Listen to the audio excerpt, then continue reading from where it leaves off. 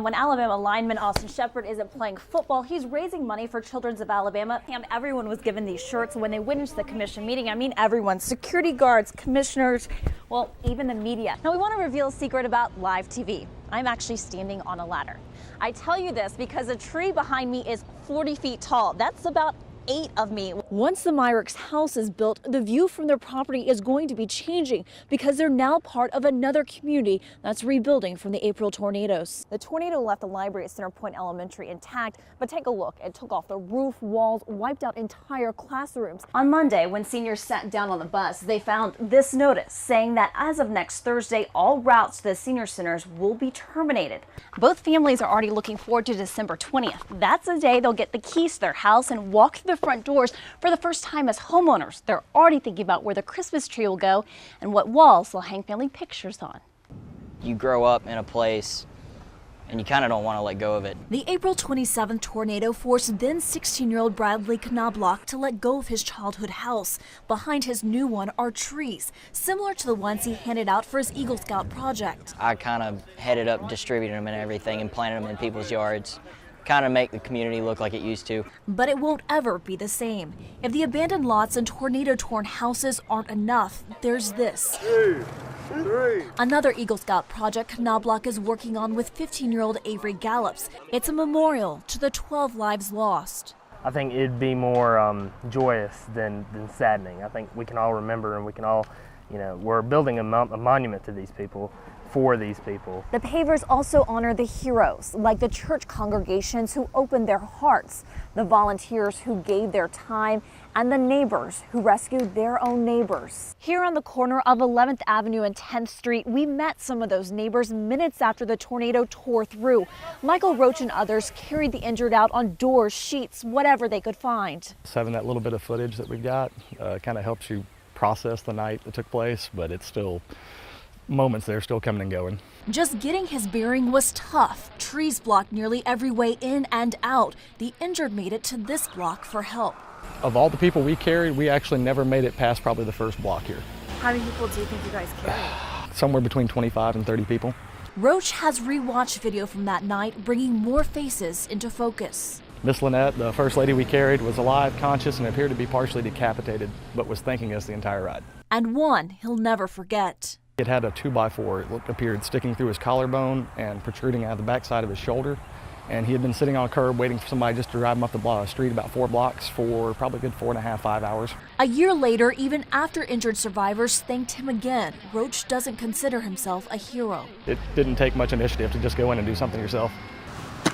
It's an attitude seemingly characteristic of young and old in Pleasant Grove. Is that not our job? Is that not, that's what the Boy Scouts are here for. We're here to serve our community. That's the way we were raised. We've been raised to help people and to give back to people that's given to us. In Pleasant Grove, Anora Gathings, ABC 3340.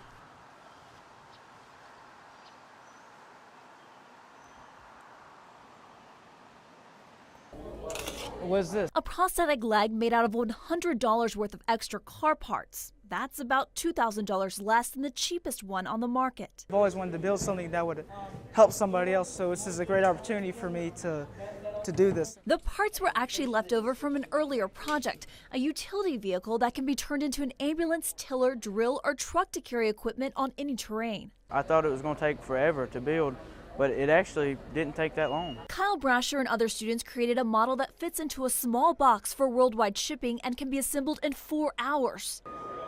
Its first stop, Honduras, where they'll teach local teenagers how to build them. Just amazing, because just to see somebody else, just like us, from another world, like another country, build something that we did.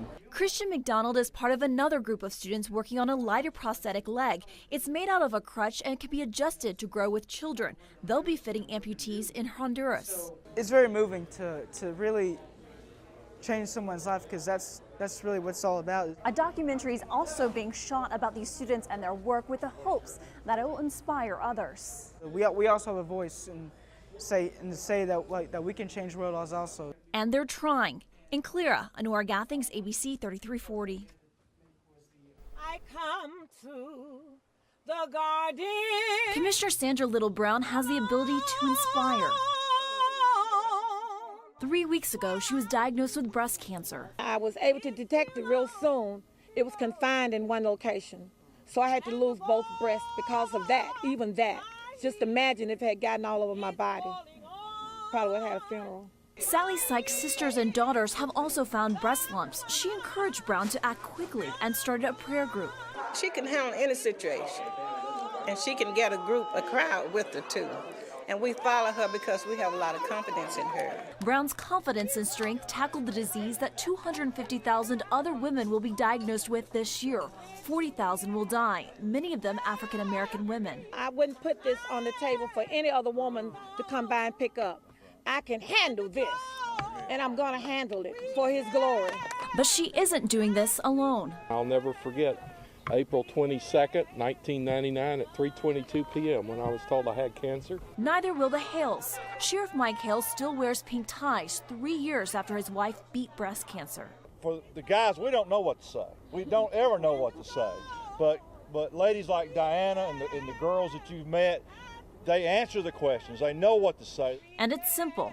Listen to these survivors. Early detection is key. Have ever known. Now I hadn't sung since I had all this. Brown will return to the courthouse soon. Now that she's cancer-free, she plans on announcing a cancer awareness effort with the sheriff then. But first, she'll walk in the Susan G. Komen Walk this weekend as a survivor.